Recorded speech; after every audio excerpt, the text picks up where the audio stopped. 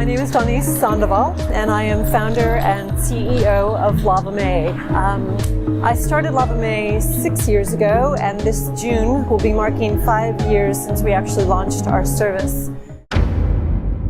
A Hollywood producer was riding his bicycle to the beach when he started counting the people sleeping on the concrete beneath the overpasses.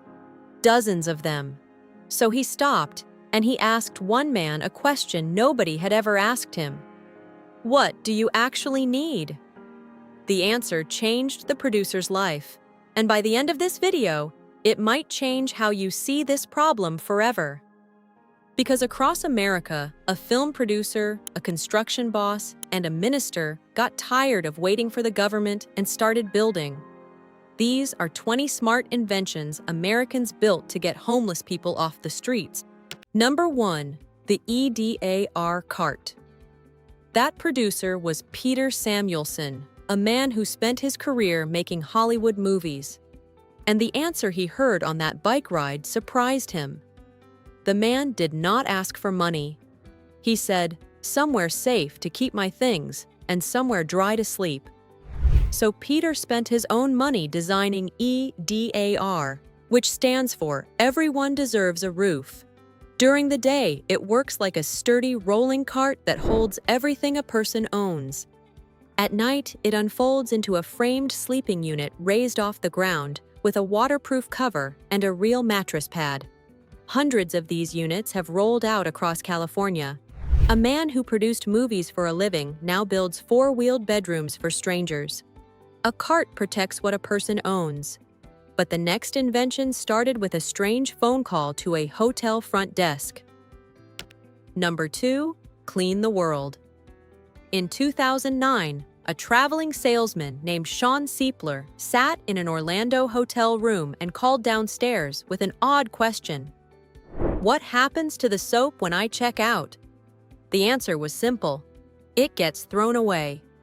Millions of barely used soap bars dumped into American landfills every single year, while people on the streets get sick from illnesses that ordinary hand washing can prevent. Sean quit his job. He started collecting used soap from hotels, melting it down in his garage, sterilizing it, and pressing it into brand new bars.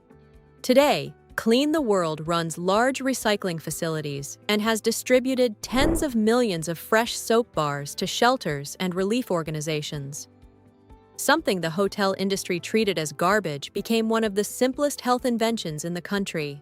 Soap fights sickness from the outside. But shelters across America kept requesting one item that almost nobody thought to donate. Number 3, Bombas socks. Two friends in New York, David Heath and Randy Goldberg, read a single fact that stopped them cold. The most requested item at American homeless shelters is not food, and it is not blankets. It is socks. Shelters can hand out donated coats and canned goods all day long, but nobody donates used socks, and a person walking miles on concrete destroys a pair fast. Wet socks lead to infections, frostbite, and hospital visits. So in 2013, the two men built a sock company around one rule. For every pair sold, one pair goes to a shelter. They designed the donated version specifically for life on the street, with darker colors and reinforced seams. Since then, they have given away more than 100 million items. All because two men actually read what shelters were asking for. Dry socks get a person through the day. But when the sun goes down, living outside becomes a different kind of dangerous. Number 4, Luci solar lights. Darkness is one of the most frightening parts of sleeping outside. You cannot see who is approaching your tent. You cannot find your medication. A New York company called EMPWR created the Luci light, an inflatable solar lantern about the size of a coffee cup when it is collapsed. You leave it in the sunlight during the day, and at night it inflates into a soft, glowing lamp that runs for hours. It needs no batteries, no cords, and costs nothing to run. Outreach teams hand them out at encampments across the country because a small circle of light means a mother can read to her child at night and a man can see trouble coming before it arrives. Sunshine, collected every single day for free. Light keeps a person safe through the night. But there is one thing no lantern can give back to someone living outside: feeling clean. Number 5. Mobile shower buses. Imagine walking into a job interview when you have not been able to shower in 2 weeks. In San Francisco, a woman named Donies Sandoval learned there were only about 16 public shower stalls for thousands of unsheltered people. So in 2014, she started taking retired city buses and converting them into rolling bathrooms, with hot water, clean towels, and a door that closes behind you. Her idea spread across the country. Today, shower trucks and buses operate in cities from Los Angeles to Nashville to New York, parking in a different neighborhood every day. Volunteers describe the same scene over and over. A person steps onto the bus looking exhausted and defeated, and steps off 20 minutes later standing up straight. A shower changes how you feel about yourself. Clean clothes change how the world treats you. Number 6. The mobile laundry truck. Talk to anyone who has lived on the street and they will tell you the truth. Dirty clothes mark you. In Los Angeles, a clothing designer named Jody Dolan built a truck fitted with commercial washers and dryers that drives directly to shelters and encampments. People drop off their clothes, and an hour later, everything comes back warm, clean, and folded. For a man heading to a job interview or a mother sending her kids to school, that one load of laundry is the difference between being treated as a problem and being treated as a person. The idea has spread to other American cities, one washing machine at a time.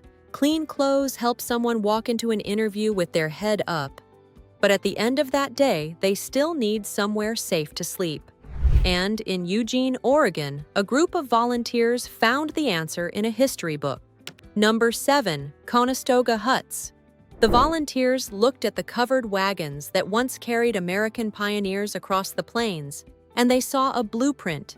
The Konosogga hut is a small sleeping shelter with a wooden floor, insulated walls, and a curved weatherproof roof shaped just like those old wagons. Each one costs only a few $1,000s in materials, and a volunteer crew can build one in a weekend. But the most important feature costs almost nothing: a door that locks. If you have never slept with one eye open, afraid of being robbed in the night, you cannot imagine what that lock means.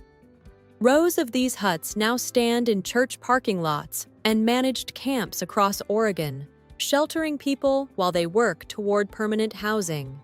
The same shape that carried families west in the 1800s now shelters families with nowhere left to go. A locked door protects a person, but one young man in Seattle wanted to build something harder to construct than any shelter: trust. Number 8. The Samaritan Beacon. In Seattle, a young man named Jonathan Kumar kept walking past the same homeless man and wondering what so many of us wonder: if I hand him cash, where does it actually go? So he built a bridge of trust. Samaritan gives homeless individuals a small Bluetooth beacon to carry. When you walk near someone carrying one, an app on your phone shows you their name, their story, and their specific goals. You can donate money that can only be spent on things like food, bus passes, and pharmacy items through partnered local businesses. Suddenly, the invisible man on the corner has a name, a story, and hundreds of neighbors quietly helping him reach his goals. And caseworkers notice something remarkable. People carrying beacons stay connected to their counselors far longer because for the first time in years, someone is paying attention. Strangers helping a neighbor they just met. But this next invention reconnects people with the family who never stopped looking for them. Number 9. Miracle messages. This next invention is built entirely out of words. A San Francisco man named Kevin Adler had an uncle who lived on the streets for roughly 30 years. After his uncle passed away, Kevin started walking the streets himself, asking homeless strangers one simple question: "Is there anyone you would like to record a message for?" A man named Jeffrey recorded a short video for family he had not seen in over 20 years. Kevin posted it online, and within hours, Jeffrey's sister replied. His family had been searching for him. They thought he was dead. Miracle Messages has now reunited hundreds of homeless individuals with the mothers, sisters, and children who never stopped looking, and many of those reunions ended with a spare bedroom and a way off the street. It turns out one of the deadliest parts of homelessness is not the cold. It is being forgotten. Being remembered can pull a person back from the edge. And in Detroit, a design student learned that same lesson sitting inside a homeless shelter with a notebook. Number 10. The EMPWR coat. In 2010, a student named Veronica Scott sat in a Detroit classroom with a simple assignment: design something that meets a real need. So she walked into a homeless shelter and started listening. What people told her changed her life. They did not want charity blankets. They wanted something that kept them warm while they moved, while they looked for work, while they survived another Michigan winter. So, Veronica designed a heavy insulated coat that unzips and converts into a full-length sleeping bag at night. During the day, the bottom half tucks away so you can walk in it. Then, a homeless woman stopped her outside the shelter and said something Veronica never forgot. She said, "We do not need coats, we need jobs." So Veronica built both. Her nonprofit, the Empowerment Plan, has hired more than 90 formerly homeless women to sew these coats in a Detroit factory, and they have given away over 50,000 of them completely free. A class assignment became a factory run by the very people it was built to help. Veronica's factory gives women a paycheck, but a minister across town noticed a flaw sitting inside almost every housing program in America. Number 11. Cass Community Tiny Homes. In Detroit, Reverend Faith Fowler saw the problem clearly. Even when homeless people finally get housing, they own nothing. They rent, they depend, and one bad month can put them right back on the street. So her organization, Cass Community Social Services, built a neighborhood of beautiful little houses, each around 300 square feet, each one different, with porches and peaked roofs and flower beds. Residents pay modest rent based on their income, and after 7 years of steady payments, something almost unheard of happens. They receive the deed. They own the home. Formerly homeless men and women in Detroit are becoming homeowners with property to pass down to their children. A real foothold in the American dream, handed over one deed at a time. Cass builds its homes with hammers and volunteers. In Austin, Texas, they build them with a robot the size of a small crane. Number 12. 3D Printed Homes. A company called Icon built a robotic printer named Vulcan that squeezes out a special concrete mixture layer by layer, drawing the walls of an entire house the way you might decorate a cake. Crews then add the roof, windows, and doors. At a place called Community First Village, run by the nonprofit Mobile Loaves and Fishes, these printed homes house people coming out of years of chronic homelessness. Real plumbing, real electricity, and most importantly, a real address. Because without an address, you cannot receive mail, apply for most jobs, or get identification. The village keeps growing with hundreds more homes planned, and every wall that printer draws is a second chance taking shape in concrete. Now, before we continue, one quick thing. If money is tight for you right now, or for someone you love, a grandchild, a neighbor, a veteran you know, I put together something called the Veterans Blueprint. It walks through the assistance programs most people never hear about, exactly how to apply for them, and the steps a person can take this week, even starting with nothing in their pocket. It is written in plain language, for veterans and for anyone trying to pull someone they care about back from the edge. You will find the link in the description below this video. Take a look when you have a quiet moment. Number 13. Because this next inventor kept finding her own employees sleeping in their cars. Number 13. Pallet shelters. In Everett, Washington, a woman named Amy King ran a construction company, and she kept hiring good workers who were living in their vehicles, so she redesigned her whole business around them. Pallet builds small folding shelters from aluminum and composite panels that a crew of a few people can assemble in under an hour.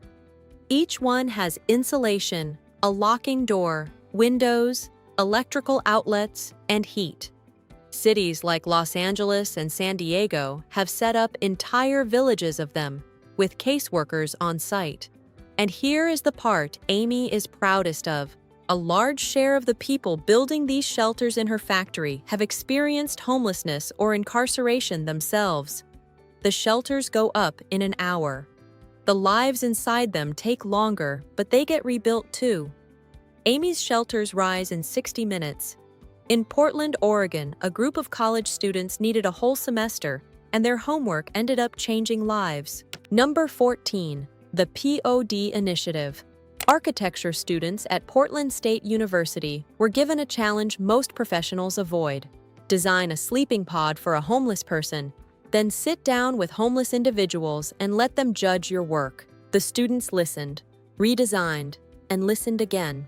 The result was a collection of small, secure sleeping pods placed at a community called Kenton Women's Village, where women coming off the streets each have a private pod, shared kitchens, and support services.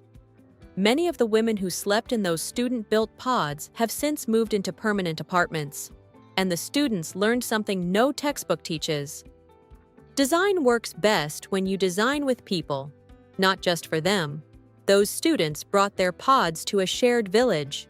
One Seattle architect took the same idea somewhere most homeowners would never dare: his own backyard. Number 15. The Block Project. This idea asks a question that makes some people uncomfortable. Would you let a homeless person live in your backyard? In Seattle, an architect named Rex Holbein believed enough families would say yes.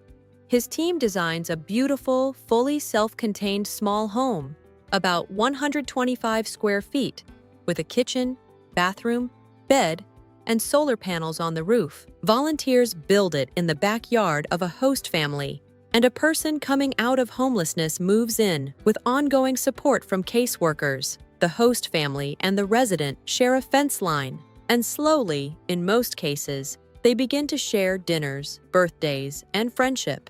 The project spreads 1 yard at a time, quietly proving that the distance between the housed and the unhoused can be as small as a garden gate. One backyard at a time is beautiful, but it is slow. Down in Florida, a nonprofit needed something faster, so they went out and bought a bus. Number 16. The Dignity Bus. In Vero Beach, Florida, a nonprofit called The Source looked at a used passenger coach and saw a shelter on wheels. They stripped out the seats and installed rows of secure sleeping bunks, each with privacy curtains, storage, air conditioning, and charging outlets. At night, the Dignity Bus parks at partner locations, and people who would otherwise sleep on sidewalks climb aboard, get a safety briefing, and sleep behind a locked door with a staff member on watch. In the morning, they connect with job programs and housing services. And when a hurricane threatens the coast, the bus simply drives its residents out of danger. It costs a fraction of building a shelter, and if a neighborhood objects, it can be somewhere new tomorrow. A bus can shelter a dozen people a night. In Los Angeles, county officials needed housing for hundreds, and they found it sitting in a shipping yard. Number 17. Shipping container homes. On a vacant downtown lot, Los Angeles County tried something that normally takes half a decade of permits and construction. Using modified shipping containers stacked and welded into apartments, they built the Hilda Solis Care First Village with more than 200 units in a matter of months. Each unit has a bed, a bathroom, heat, and air conditioning. and the site includes medical care and counseling. The containers that once carried televisions and furniture across the Pacific Ocean now carry something heavier. They carry people from the sidewalk back into society. And because containers stack like building blocks, the same approach is spreading to other American cities that need housing fast. A container gives a person a roof and a bed, but some people on the street are too sick to wait for either one. So in 1992, one Pittsburgh doctor decided the hospital should come to them. Number 18, street medicine.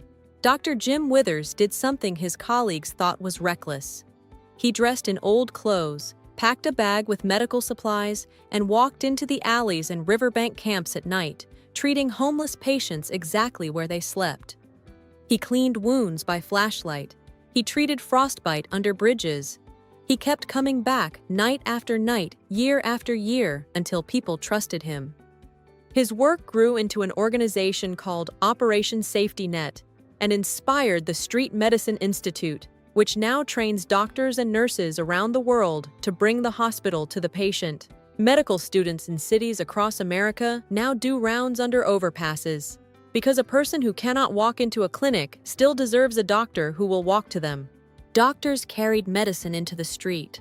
Software developers did the very same thing with food. Number 19, food rescue apps. Every evening, American restaurants, hotels, and grocery stores throw away mountains of perfectly good food, while shelter kitchens a few blocks away struggle to fill plates. Developers built the missing bridge. Food rescue apps let a restaurant manager snap a photo of surplus trays at closing time, and within minutes, a volunteer driver is on the way to deliver that food to a nearby shelter or community fridge, often while it is still warm. Millions of pounds of food have been redirected this way, meal by meal, in cities across the country. It took no new farms and no new money, just a phone app connecting food that already exists with people who are hungry tonight. Feeding people tonight matters. But the final invention on this list is quietly doing something bigger. It is ending the problem for good. And number 20, Built for Zero. A nonprofit called Community Solutions realized that cities were fighting homelessness with guesses. Nobody knew exactly who was on the street. So they built a data system where outreach workers keep a real-time, by-name list of every single homeless person in their community. Instead of a statistic, every person becomes a name, a face, and a case plan, updated constantly. With that list, communities can watch the number fall month by month and know exactly who still needs help. Cities like Rockford, Illinois, used this system to reach what experts call functional zero for veteran homelessness, meaning homelessness there became rare, brief, and quickly resolved. The effort was awarded $100 million to expand nationwide. After decades of simply managing homelessness, American communities are proving, one name at a time, that it can actually be ended. So that is the picture. A movie producer building 4-wheeled bedrooms. A doctor cleaning wounds by flashlight under a bridge. A minister handing a formerly homeless grandmother the deed to her own house. None of them waited for permission, and none of them were famous when they started. And if someone you love is struggling right now, remember, the Veteran's Blueprint is waiting in the description below. If you want more true stories like these every week, stories the evening news walks right past, hit subscribe. Now, go watch the video on your screen.